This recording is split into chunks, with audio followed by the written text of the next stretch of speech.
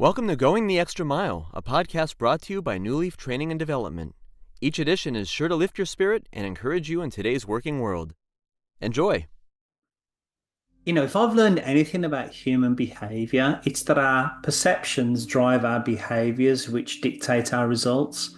Our perceptions are really just the window through which we see the world, how we see others, the situation, ourselves. And our behaviors, of course, are no more complicated than what we do or don't do, say or don't say.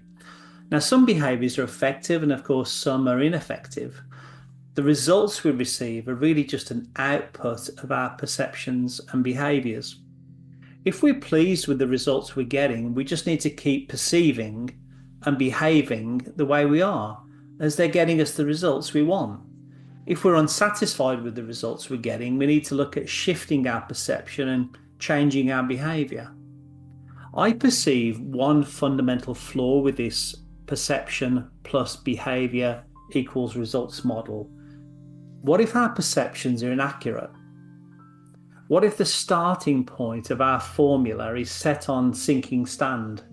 Just because we've all heard the phrase perception is reality doesn't make it true. The solid rock on which to build our perception and behaviors is named principle. Now, principles, of course, are timeless, they're not temporal. Principles are objective, they're not subjective. Principles exist with or without our permission. Principles are universal, they're not local. You could say that principles govern.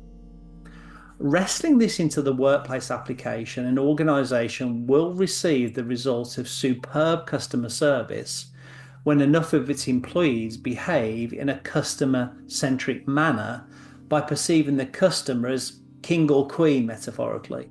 The principle underneath excellent customer service, of course, is essentially the golden rule: to do unto others as you would have done unto you.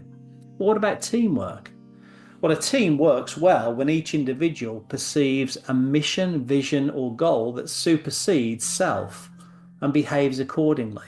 The principle underneath breakthrough teams is knowing that without vision, the team will perish. There has to be a goal bigger than self, else we will infight and clamour for our own self-centered wins. What about in times of conflict?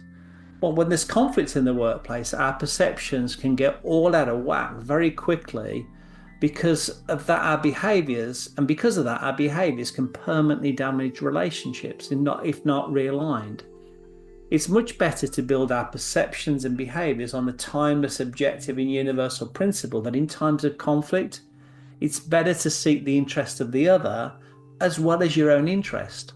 As the late Dr. Stephen Covey said in his work, The 7 Habits of Highly Effective People, borrowing from this principle, we should always think win-win. What's a win for the other party? And are you able to express what's a win for you? The workplace is just a collection of people working together to provide a product or service to someone else. Whether we're talking about leadership, teamwork, conflict resolution, or time management, it ultimately has to benefit the customer. We have to base our perceptions and our behaviors on the firm foundation of timeless principles to have any hope of navigating through the labyrinth of issues that can become entangled when we bring human beings together to get the job done. Leaders can best lead when they build their perceptions and behaviors on the principle of turning the organizational pyramid upside down. This whole principle that the greatest must actually be a servant. Teams can thrive when they operate on the principle that the sum of many is much better than the work of a lone genius. Conflict can be positively reduced in the workplace when individuals actively seek to understand each other, placing their own ego to one side. So in conclusion, perception plus behavior equals results is true. But if we build our perceptions and behaviors on timeless, objective and universal principles, we can be assured of much more effective results. I hope you found that short story useful, and if you did, feel free to rate, review, and share this podcast.